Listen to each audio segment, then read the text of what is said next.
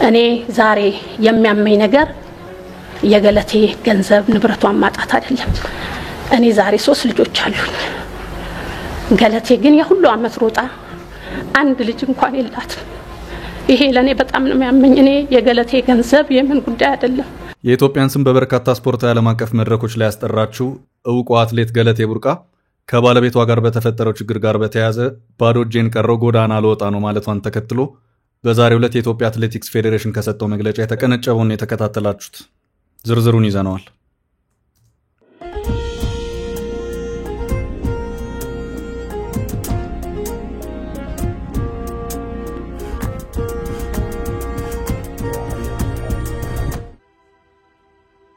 ሰላም ውድ የፈታ ዴሊ ተከታታዮቻችን፣ ይህ የዕለተ ማክሰኞ ምሽት ጥንቅራችን ነው። ቆይታችሁን ከኛ ጋር በማድረግ የጥንቅራችን መረጃዎችን እንድትከታተሉ አክብሮታዊ ግብዣችን ነው። ወደ ዕለቱ ዝርዝር መረጃዎቻችን ከማለፋችን በፊት በቅድሚያ ዋና ዋናዎቹን ጠቆም እናድርጋችሁ። በሐሳብ ልዩነቴ ላይ ያስሩኝ ሲሉ ጥዬ ወጣሁ። እኛ የምንሰራው ፓርቲ፣ እኛ የምናቋቁመው ወታደራዊ መንግስት የለም። እስካሁን 4 ክፍለ ጦር ያለው ሰራዊት አደራጅተናል። 3-4 ግንባሮች አሉን። እኔ ዓለም አቀፍ ጀነራል እንጂ ሚሊሻ አይደለሁም። የወጣሁትም ለዛ ነው ሲሉ የሸፈቱት ጀነራል ለመጀመሪያ ጊዜ ተናግረዋል። ማናቸው የሚለውን ጉዳይ ዘርዘር አድርገን ይዘነዋል።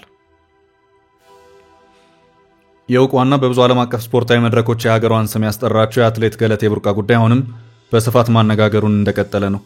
ከዚሁ ጋር በተያያዘም በዛሬው ዕለት ስለ ገለቴ አሞኛል ስትል መሰረት ደፋር በኢትዮጵያ አትሌቲክስ ፌዴሬሽን መግለጫ ላይ በስሜት ተውጣ ተናግራለች። ጥንቅራችን ከያዛቸው መረጃዎች መካከል ነው። በናይጄሪያ የሚገኘው የኢትዮጵያ ኤምባሲ ከ10 ዓመታት በላይ የመሬት ኪራይ ክፍያ ካልከፈሉ ሀገራት ኤምባሲዎች ዝርዝር ውስጥ መካተቱ ተሰምቷል። ኤምባሲ የመዘጋት አደጋ ውስጥ እንደሚገኝ ተዘግቧል። መረጃው ዝርዝር አለው። የሶማሌ ክልል ፕሬዝዳንቱ ሙስጠፌ መሐመድ በዛሬው ዕለት የትግራይን ጦርነት በተመለከተ ባጋሩት መልእክት ጠቅላይ ሚኒስትር አብይ አህመድ አማራጭ አልነበራቸውም፣ ተገደው ነው ጦርነት ውስጥ የገቡት ብለዋል። ሙስጠፌ መጥራት ያለበት እውነት አለ ሲሉ ባጋሩት የኤክስ ልጥፋቸው ምን ጉዳዮችን አነሱ? ጥንቅራችን ምላሽ አለው። በቅርቡ ፕሬዝዳንት ዶናልድ ትራምፕ ወደ አሜሪካ መግባት የለባቸውም በማለት ሙሉ እገዳ ከጣሉባቸው የሀገራት ዜጎች መካከል ኤርትራውያን ተጠቃሽ ሲሆኑ ዛሬ በወጣ ሌላ መረጃ ደግሞ ሌላ አፍሪካዊ ሀገርም ተመሳሳይ እርምጃዋን በኤርትራውያኑ ላይ መውሰዷን አሳውቃለች። ይዘነዋል። በዛሬው ዕለት ሰኔ 3 2017 ዓ.ም ለሕዝብ ተወካዮች ምክር ቤት በቀረበው የበጀት ሰነድ የፌዴራል መንግስት ለ2018 በጀት ዓመት 1.93 ትሪሊዮን ብር መመደቡ ተሰምቷል። ለካፒታል ወጪ ከአጠቃላይ ፌዴራል መንግስት በጀት ድርሻ አንጻር የሚመደበው ገንዘብ ከ2014 ዓ.ም ጀምሮ ባሉት ተከታታይ 5 ዓመታት ውስጥ በ11 በመቶ መቀነሱን ቢቢሲ በዛሬው ዕለት አስነብቧል። ሙሉ መረጃውን እናደርሳለን። እስከ ፍጻሜው አብራችሁን ቆዩ። የምንለቃቸው ዕለታዊ ትኩስ ዜናዎች እንዲደርሷችሁ ላይክ፣ ሼር፣ ሰብስክራይብ ማድረግ እንዳትረሱ። አሁን በቀጥታ ወደ ዝርዝር መረጃዎቻችን እንውሰዳችሁ።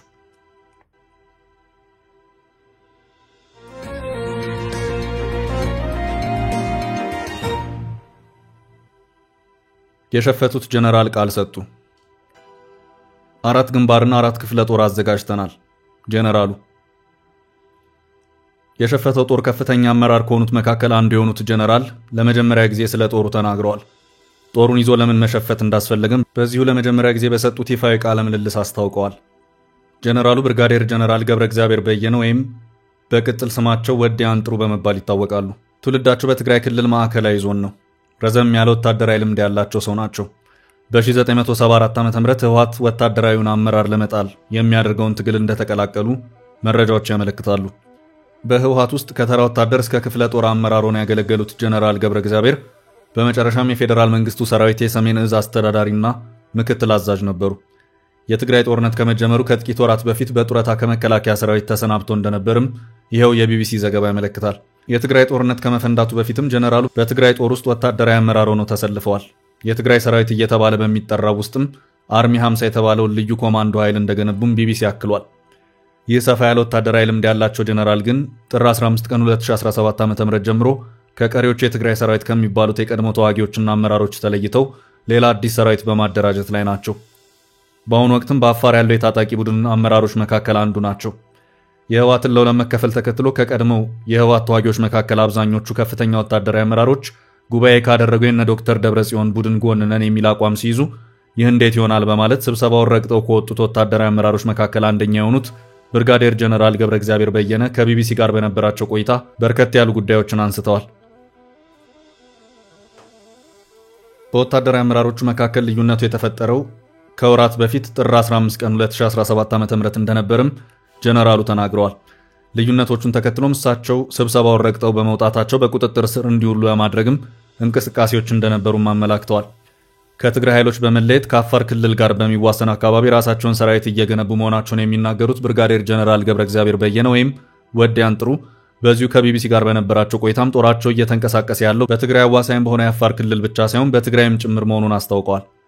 ከፓርቲ ወይም ከህወሓት ነፃ የሆነ ኃይል ለመፍጠር ነፃ መሬት ወዳሉት አካባቢ ከነሰራዊታቸው ማምራታቸውን የተናገሩት ጀነራል ገብረ እግዚአብሔር በየነ እኛ እያደረግነው ያለው እንቅስቃሴ ከፓርቲ ነፃ የሆነ ኃይልን ለመፍጠር ነው። ጀነራሉ በዚሁ ቃለ ምልልሳቸውም እኛ የምንሰራው ፓርቲ እኛ የምናቋቁመው ወታደራዊ መንግስት የለም ሲሉም ተናግረዋል። የትግራይ ህዝብ በነፃነትና ወገንተኝነት በሌለበት መንገድ የመረጠውን አካል ነው የምናገለግለው ሲሉም ነው ያስታወቁት። ከሌሎች የትግራይ ሰራዊት አመራሮች ጋር ያላቸው ልዩነት በንግግር ለመፍታት ሞክረው እምቢ እንደተባሉ የሚናገሩት ጀነራሉ የተወሰዱ እርምጃዎችን መቃወማቸውን ገልጸዋል። መጀመሪያ ከኮር በላይ የሆኑ አመራሮች ተሰብስበው በአቶ ጌታቸው ረዳ የሚመራውን ጊዜያዊ አስተዳደር አውግዘው መግለጫ ሲወጡ አልቀበልም በማለታቸው መታገዳቸውን ያስታወሱት ጀነራል ገብረ እግዚአብሔር አንቀበልም በማለት መብታችን ነበር ካሉ በኋላ ላይ ግን እግዱ ተከተለ ሲሉም በዚሁ ከቢቢሲ ጋር በነበራቸው ቆይታ አስታውቀዋል። ጀነራል ገብረ እግዚአብሔር በዚሁ ቃለ ምልልሳቸውም እኔ የህወሓት ደጋፊ አይደለሁም፣ ማለትም በሌላ አነጋገር ህወሓት ራሱን ይቻል እኔ አልሸከመውም ማለት ነው። እኔ ብቻ ሳልሆን ሰራዊቱም ጭምር ህወሓትን መሸከም የለበትም ማለት ነው ካሉ በኋላ አክለውም ራሱን ችሎ ወደ ህዝብ ይግባና ይወዳደር፣ ህወሓት ይጥፋ አይጥፋ የራሱ ጉዳይ ነው፣ ይቀጥል አይቀጥል የራሱ ጉዳይ ነው፣ እኔን የሚመለከተኝ የትግራይ ህዝብ ጉዳይ ነው ሲሉም ነው በዚሁ ቃለ ምልልሳቸው ያስታወቁት። ቢቢሲ በዚሁ ከጀነራሉ ጋር በነበረው ቆይታም አንድ ወሳኝ ጥያቄ አነሳላቸው መሆኑን አስታውቋል። ጥያቄውም ለተቃውሟቸው ጠመንጃ ማንሳትን መምረጣቸው በጦርነት ውስጥ የቆየውን የትግራይ ክልል ዳግም ወደ ግጭት አዙሪት አይከተውም ወይ የሚል ነበር። ለዚሁ ወሳኝ ጥያቄ ጀነራሉ በሰጡት ምላሽም እኔ ኢንተርናሽናል ጀነራል ነኝ፣ በዚህ ወታደራዊ ልምዴና አቅሜ ህወሓት ሚሊሻ መሆን አልፈልግም፣ ህወሓት ፓርቲያችን ነው በማለት ራሳቸው መርጠው የሱን ጎራ የተቀላቀሉት ወታደራዊ አመራሮች የሚቆጠሩት የእርሱ ሚሊሻ እንደሆኑ ነው። እኔ ደግሞ ሚሊሻነትን አልቀበልም ሲሉም ነው የተናገሩት። ህወሓት ያለውን ካላደረክ ከትግራይ ጭምር ተጠራርገህ ትጠፋለህ፣ መኖር አትችልም ያሉት ጀነራል ገብረ እግዚአብሔር በየነ በጊዜው ልዩነቶች በተፈጠሩበት ወቅትም ለዚሁ ጉዳይ መፍትሄ ለማፈላለግ ብዙ ጥረቶች ተደርጎ የነበረ መሆኑንም በዚሁ ቃለ ምልልሳቸው አመላክተዋል። ጀነራሉ በዚሁ ማብራሪያቸውም ልዩነቶችን ለመፍታት በጽሁፍ ሞክረናል ካሉ በኋላም አክለውም ማህተም መንጠቅ አያስፈልግም ማለት ያስቀጣል እንዴ? ጽህፈት ቤቶች በመዶሻ እየሰበርክ አስተዳዳሪዎች ማባረር ትክክል አይደለም ማለት ያስቀጣል እንዴ? ሲሉም ጠይቀዋል። እኛ የታገልነው በሰላም እንድንኖር ነው ያሉት ጀነራሉ በሰላማዊ መንገድ በጽሁፍ ሞከርን፣ ብዙ ጊዜ ሞከርናቸውም ቢያሉ የመጨረሻ ሊያስሩን መሆኑን ስናውቅ ወጣን። ሊያስሩን የፈለጉት ደግሞ ይህ አሁን የሚመኩበትን ሰራዊት እንደሚያጡት ላረጋግጥላቸው ፈልጋለሁ ሲሉ አስጠንቅቀዋል። ጀነራል ገብረ እግዚአብሔር በየነ በአፋርና በትግራይ አካባቢ እንቀሳቀሳል ያሉት የታጣቂ ቡድናቸው ስም ገና አለመወሰኑንና ወደፊት እንደሚያሳውቁ ተናግረዋል። እስካሁን 3-4 ግንባሮች አሉ ነው ያሉት ጀነራሉ። በትግራይ ሰራዊት ውስጥም ብዙ ኃይሎች መኖራቸውን ተናግረዋል። የኛ ሰራዊት ነው የሚሉት ሚሊሻ ከኛ ጋር ነው ያለው፣ ከፍቶት ነው ያለው፣ ለውጥ ይፈልጋል፣ ጊዜ ወጣቶች እንዲሆን ነው የሚፈልገው፣ እንዲማር እንዲለወጥ ይፈልጋል፣ የተሻለ ገቢ እንዲኖረው ይፈልጋል፣ ወላጆቹና ቤተሰቦቹ ከውጊያ ወጥተው አሁን መልሶ ግንባታና ለውጥ ሰላም ይፈልጋል። ስለዚህ ወጣቱ ሰራዊት እኛ ጋር ነው፣ ብዙዎች ነን ሲሉም የሰራዊቱን አወጣጥና ያለበትን ሁኔታ በተመለከተም ማብራሪያቸውን ሰጥተውበታል። ጀነራል ገብረ እግዚአብሔር በየነ ወደ ግጭት ከመግባታቸው በፊት የሚያስቀምጡት ቅድመ ሁኔታ መኖሩን ተጠይቀው እስካሁን ያናገረን ኃይል የለም ብለዋል። መቀመጫቸውን በአፋርና በትግራይ ክልል ማድረጋቸውን የጠቀሱት ጀነራሉ ወደ አፋር ወርደን እንድንደራጅ ያደረገ ምክንያት አፋርና ትግራይ ቤተሰቦች ስለሆኑ ነው፣ የፈቀደልን መንግስት የለም። ተቸግረናል፣ እዚህ አካባቢ እንደራጅ ወይ እንሰብሰብ ወይ ብለን ጠየቅናቸው። እነሱም ተሰባሰቡ አሉን። ይህ እኮ ትልቅ ነገር አይደለም፣ ትግራይ ጫፍ ነው ያለነው፣ ፈቃድ መጠየቅም የለብንም ሲሉም ነው የተናገሩት። 4 ግንባር እንዳላቸው የሚጠቅሱት ጀነራል ገብረ እግዚአብሔር ትልቁ ኃይላችን የሚገኘው ትግራይ ውስጥ ነው ሲሉም ተናግረዋል። ጀነራሉ በዚሁ ቃለ ምልልሳቸውም ከፌደራል መንግስት ጋር ግንኙነት አላቸው የሚል ጥያቄም ቀርቦላቸው ነበር። ምላሻቸው መንግስት እንዳለን ያውቃል፣ ግን ደግሞ የሚሰጠን ምንም አይነት ድጋፍ የለም ሲሉም ሐሳባቸውን ቋጭተዋል።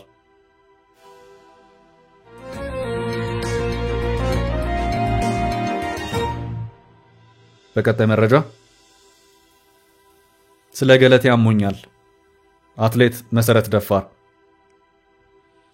ንብረቴን ተነጠቅኩ፣ ጎዳና ላይ ልወጣ ነው፣ የኔን ጉዳይ ጠቅላይ ሚኒስትር ይመልከቱልኝ በማለት ሰሞኑን ወደ ሚዲያ ወጣቸው አትሌት ገለቴ ቡርቃ ጋር በተያያዘ የኢትዮጵያ አትሌቲክስ ፌዴሬሽን በዛሬው ዕለት መግለጫ ሰጥቷል። ከባለቤቷ ጋር በተፈጠረ አለመግባባትና ፍቺ መኪናዎቿን፣ ቦታዎቿንና ንብረቷን እንዳጣች የገለጸችው አትሌት ገለቴ በአሁኑ ሰዓት ችግር ላይ መሆኗን ያመለከተች ሲሆን ፌዴሬሽኑን በዛሬው ዕለት በሰጠው መግለጫ ከጎኗ የሚቆም መሆኑን አስታውቋል። የፌዴሬሽኑ ፕሬዝዳንት ኮማንደር አትሌት ስለሺ ስህን አትሌት ገለቴ የገጠማት ችግርን ለመፍታትና እልባት እንዲያገኝ በሁሉም ጉዳይ እንደሚሰራ አስታውቋል። በሴት አትሌቶች ላይ የሚስተዋለው ጥቃት ቀላል የሚባል እንዳልሆነና አትሌቷ ወደ ሚዲያ ወጥታ የገጠማትን ችግር ተናገረች እንጂ ለሀገራቸው ብዙ ዋጋ ከፍለው ብዙ ችግር ውስጥ ያሉ አትሌቶች እንዳሉም አትሌት ስለሺ ተናግሯል። የፌዴሬሽኑ ምክትል ፕሬዝዳንት አትሌት መሰረት ደፋር ከአትሌት ገለቴ ቡርቃ ጋር በተያያዘ መግለጫ በሰጠችበት ወቅት በስሜት ተውጣ በሐዘን የተናገረችበት ሁኔታም ታይቷል። አትሌት መሰረት ገለቴ ከመጀመሪያው አንስቶ የገጠማት ችግር ሰፊ መሆኑን በማንሳት ለሀገሯ ስምና ዝና የከፈለችው መስዋዕትነት ትልቅ በመሆኑ ለአትሌቷ ትክክለኛውን ፍትህ እንዲሰጣት ጠይቃለች። እኔ በጣም አሞኛል፣ ስሜታዊ ላለመሆንም እሞክራለሁ ያለችው አትሌት መሰረት ገለቴ ቡርቃ እንደ አትሌት ከኔ ዘግይታም ብትመጣ በዓለም ሻምፒዮና በኦሎምፒክና በክሮስ ካንትሪ አብረን ነበርን። እሷም ከኛ ባልተናነሰ ሀገሯና አህጉሯን በመወከል በትልቅ ስፖርታዊ ውድድር መድረኮች የተወዳደረችና በሀገር ውስጥም ከሀገር ውጭም ሽልማቶችን የተቀዳጀች ጀግና አትሌት ናት። በዚህም ራሷንም ሀገሯንም መለወጥ የምትችል አትሌት እንደሆነች ማንም ሊደብቀው የማይችል እውነታ ነው ካለች በኋላ አክላም ገለቴ ሰሞኑን በተለያዩ ሚዲያዎች ላይ በነበራት ቆይታ ግማሹን እንኳን ተናግራለች ማለት አልችልም። እንደ ቅርብ ሰውም ከመጀመሪያ ጀምሮ የገለቴን ታሪክ አውቀዋለሁ። እኔ ዛሬ የሚያመኝ ነገር የገለቴ ሀብት ንብረቷን ማጣቱ አይደለም ስትልም እንባ በተናነቀው ስሜት ጋዜጣዊ መግለጫውን ሰጥታለች። ገለቴ ከኛ 2 ወይም 3 ዓመት ታናሽ ብትሆን ነው ያለችው አትሌት መሰረት እኔ ዛሬ 3 ልጆች አሉኝ። ሴት ልጅ የመሮጫና የመውለጃ ጊዜ አላት። ገለቴ ያን ሁሉ ዓመት ሩጣ አንድ ልጅ እንኳን የላትም። ይሄ ለኔ በጣም ህመም ነው። ገለቴ ከ2010 ጀምሮ በፍርድ ቤት ስትንከራተት ሌላ ጓደኛ እንኳን ይዛ ልጅ ለመውለድ ጊዜ ያጣችበት ጊዜ ነው። ከ2010 በኋላ ልጅ የመውለድ ፕሮግራምም ነበራት። እኔ የሚያሳዝነኝ ቢያንስ አንድ ፍሬ እንኳን ሳይኖራት መቅረቷ ነው ስትልም ነው የተናገረችው። እኔ ዛሬ የሚያመኝ ነገር የገለቴ ገንዘብ ንብረቷን ማጣት አይደለም። እኔ ዛሬ 3 ልጆች አሉኝ። ገለቴ ግን የሁሉ ዓመት ሮጣ አንድ ልጅ እንኳን የላትም። ይሄ ለኔ በጣም ነው የሚያመኝ። እኔ የገለቴ ገንዘብ የምን ጉዳይ አይደለም።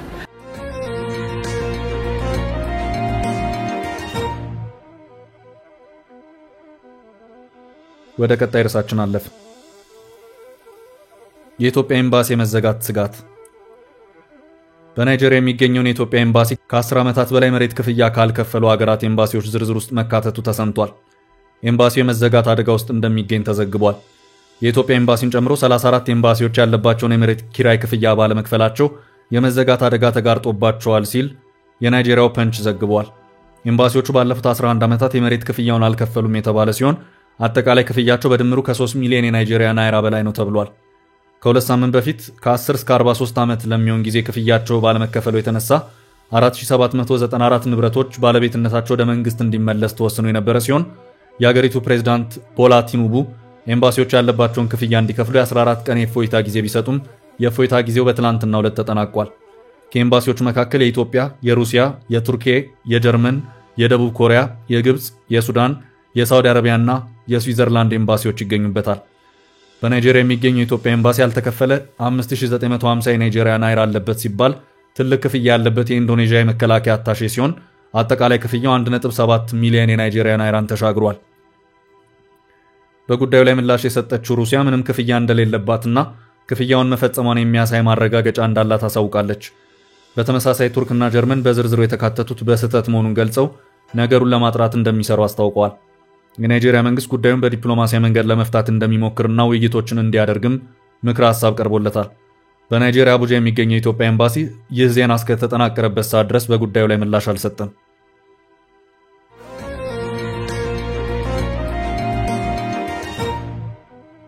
ወደ ቀጣይ መረጃ ስናልፍ ኤርትራውያን እንዳይገቡ ታገዱ። ኡጋንዳ ከዚህ በኋላ አንድም ኤርትራዊ ስደተኛን አልቀበልም ድርሽ እንዳትሉብኝ ስትል አስታወቀች። ከተወሰኑ ዓመታት ወዲህ ኡጋንዳ የበርካታ ኤርትራውያን ስደተኞች መዳረሻ አፍሪካዊት ሀገር ስትሆን ይሁንና አፍሪካ ኢንተለጀንስ ባስነበበው መረጃ መሰረት ኤርትራውያን ኡጋንዳ መግባት የለባቸውም ወደሚለው የውሳኔ ድምዳሜ ላይ የኡጋንዳ ባለስልጣናት እንዲደርሱ ያደረጓቸው ሁኔታዎች ተፈጥረዋል። መረጃውን ይፋ ያደረገው አፍሪካን ኢንተለጀንስ እንዳስነበበው ከሆነ ኤርትራውያኑ ስደተኞች ከገቡ በኋላ በህገወጥ የሰዎች ዝውውር፣ በመኒ ላውንደሪንግ ወይም ህገወጥ ገንዘብን ወደ ህጋዊ ገንዘብ ስርዓት ውስጥ በማስገባት ወንጀሎች በስፋት እየተሳተፉ ነው። በዚህም መሮኛል ያለው የኡጋንዳ መንግስት በመጨረሻም ኤርትራውያን ስደተኞች ኡጋንዳ ብለው እንዳይመጡ በሚል ጥብቅ ውሳኔውን ያሳለፈ መሆኑን አፍሪካን ኢንተለጀንስ በዚሁ ዘገባው አመልክቷል። ኤርትራውያን ዜጎች ወደ አሜሪካ መግባት የለባቸውም በሚል በቅርቡ በትራምፕ የጉዞ እገዳ ከተጣለባቸው መካከልም የሚጠቀሱ ናቸው።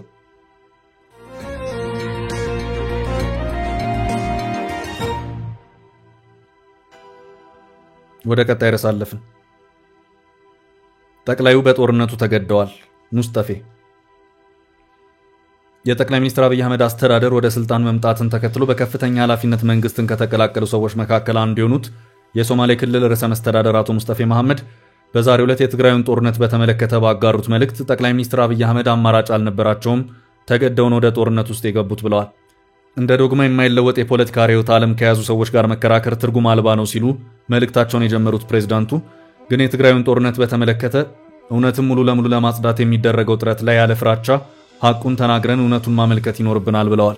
የትግራይ ጦርነት የጠቅላይ ሚኒስትር አብይ አህመድ የምርጫ ጦርነት አልነበረም ያሉት ሙስጠፌ ጦርነቱ አዲሱ የለውጥ አስተዳደር ላይ የተከፈተው ዘመቻ አካል ነው ሲሉ አመልክተዋል።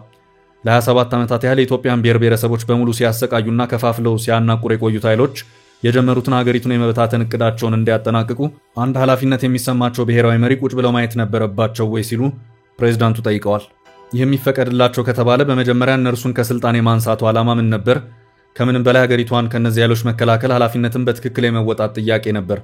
ጠቅላይ ሚኒስትሩን በአግባቡ ተወጥተውታል ሲሉ የሶማሌ ክልሉ ፕሬዝዳንት ሙስጠፌ መሐመድ ገልጸዋል። ለተፈጠረው ጉዳትስ ተጠያቂው ማን ነው?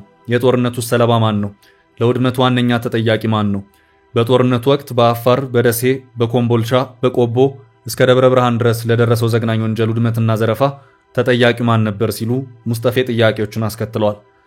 ፕሬዝዳንቱ ይህች ሀገር በቅርብ ታሪኳ ውስጥ ለደረሰችበት እጅግ ዘግናኝ የሰብአዊ መብት ረገጣ ተጠያቂው ነው ሳለ የፍብረካ በደልና ሰለባንን ማለታቸው ሊቆም ይገባል ብለዋል። በሀገር ውስጥና ዓለም አቀፍ ያሉ ይህን እያስተጋቡ ያሉትም በቃ ሊባሉ ይገባል ሲሉ አክለዋል። ይህ በእንዲህ እንዳለ የሶማሌ ክልል ፕሬዝዳንት ሙስጠፌ መሐመድ በሰሜን ኢትዮጵያ ያሉ ኃይሎች ኦብነግ ጫካ እንዲገባ እያበረታቱ ነው ሲሉ ማመልከታቸው ይታወሳል። ኦብነግ ጫካ እንገባለን የሚለው ሌሎች ሀገራትና ሌሎች ቡድኖች በተለይ በሰሜን ኢትዮጵያ ያሉ ኃይሎች እያበረታቱት ነው ብዬ አምናለሁ ሲሉ በትላንትናው ዕለት በተሰራጨው ቃለ ምልልሳቸው ላይ ገልጸዋል። አቶ ሙስጠፌ ከሰሞኑ በኬንያ ተገኝተው የሶማሌ ማህበረሰብ ተወካዮች እንዲሁም ኬንያ ከሶማሊያ ጋር ከምትዋሰንበት ጋሪሳ ካውንቲ ባለስልጣናት ጋር ውይይት አድርገዋል። ርዕሰ መስተዳደሩ በኬንያ ቆይታቸው ከቢቢሲ ጋር ባደረጉት ቃለ መጠይቅ ማንኛውም የኢትዮጵያ ጠላት ሀገራት ኢትዮጵያ ውስጥ የሚካሄደውን ጦርነት ለማበረታታት እየሞከሩ እንደሆነ ህዝቡን ለመቀስቀስ እቅድ እንዳላቸው እናውቃለን ብለዋል።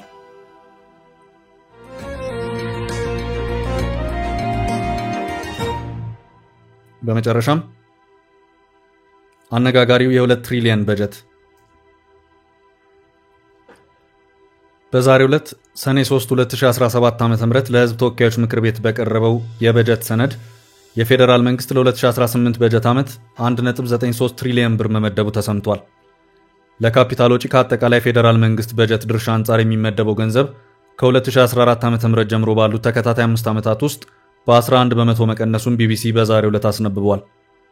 የካፒታል በጀት የፌዴራል መንግስት በጤና፣ በትምህርት፣ በመንገድና በሌሎች ዘርፎች የሚያከናውናቸውን የመሰረተ ልማት ዝርጋታዎች ወጪ ለመሸፈን የሚውል ነው። የፌዴራል መንግስት ለ2018 በጀት ዓመት ከመደበው 1.93 ትሪሊየን ብር አጠቃላይ ዓመታዊ በጀት ውስጥ ለካፒታል ወጪ የተመደበው 415.2 ቢሊዮን ብር መሆኑን የተገለጸው። ይህ ከአጠቃላይ በጀቱ በመቶኛ 21.6 ድርሻ እንዳለው ተመላክቷል።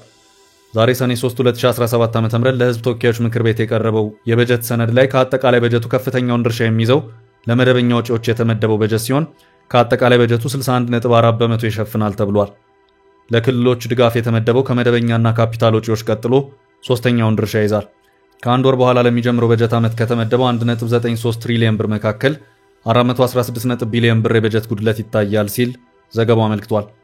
በገንዘብ ሚኒስቴር የተዘጋጀው የበጀት መግለጫ የ2018 በጀት የተገደበ የበጀት ጉድለት እንዲኖረው ተደርጎ የተዘጋጀ መሆኑን ጠቁሟል። ቻችን ለዛሬ ያዝንላችሁ ርዕሰ ጉዳዮች እዚህ ላይ ቋጨን።